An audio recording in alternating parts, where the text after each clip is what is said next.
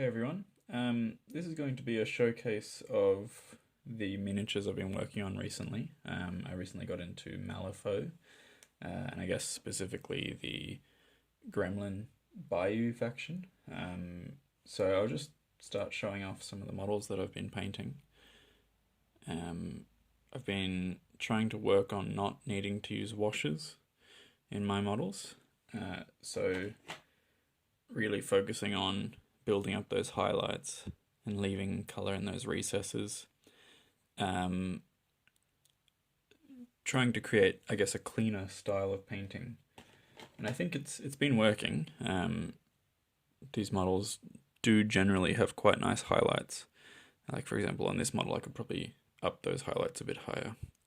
But I've also not been using true metallic colors, and I've been trying to a certain extent, mimic non-metallic metal, but in a very, very simple style.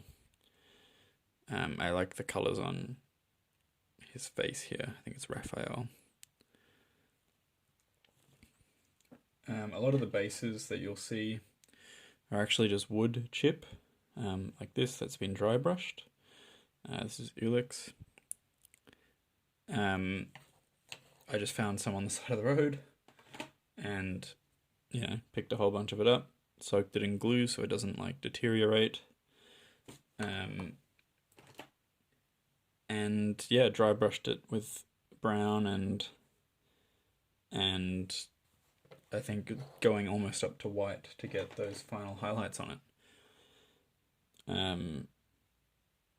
Yeah, I probably will try and talk about getting into wargaming on the cheap. I had been collecting Warhammer for I'm going to say 2 years, but I'm one of those people who collects models that I like, and I'm not so interested in the stats and whatever else comes with the games. So I had collected a decent sized army of Tau in the Warhammer 40k universe, but I'd never played a game with them. So based on that, I decided, what's the point in having these models if I'm never going to play with them? I sold them for, about what they were worth on the secondhand market, which luckily was about what I'd paid for them all up, based on buying models secondhand and picking up deals where I could. And with that money, actually with half of that money, I bought everything you see here. I found that Malifaux is a really cool, for starters, the models are amazing. There's not many other places you'll find a gremlin riding a rooster, holding a gun with a hat. That's not in any game you play. I found that the models were amazing, but people are selling them quite cheap secondhand. I got all of these models for half of what I sold my other army for, which I think goes to show that it's a really easy to get into wargaming if you want to. I've never really been much of a player in war games. As I said, I'd never played any games of Warhammer or anything, but having tried Malifaux, I've played through the Vassal online system. It's a really welcoming group of people. They're very willing to sit there and explain the rules, explain any issues you're having, just help you out in general. They're very happy to run you through the basics and answer any questions you've got. So I've now since played 2 games of that in the last 2 weeks, which is probably not too. I probably bought all these models about a month ago at most, and I've been painting them steadily since. And I just think it's an interesting system. The game system is really good. It's almost like Kill Team but bigger with individual unit activations. But the whole point is you want to be efficient with your activations, and there's lots of synergies within the team. So I think it's a good point to raise that if you find you're not playing a game, maybe try a new one. I think all up, all of these models plus some more, which I'll show in a second, cost me 140 Australian dollars, which is, not much. And it's actually quite a good crew. It's not like I've ended up with models that are useless. Some of them definitely are. They were just included with the others, but I do have enough for a few separate crews here.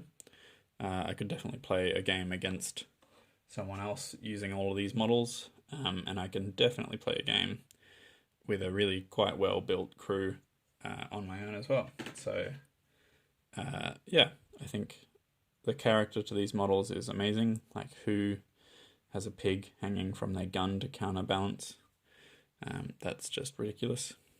But it's just a really enjoyable system. Just got to open up this other box of models.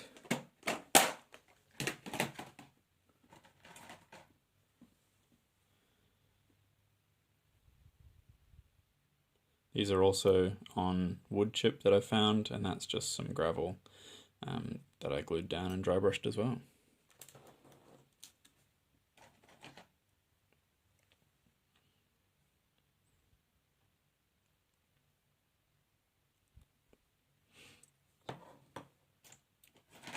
Something to note is that I don't think I've spent more than an hour on any one model, and frequently I've been batch painting to get sort of at least 3 or 4 models done at a time.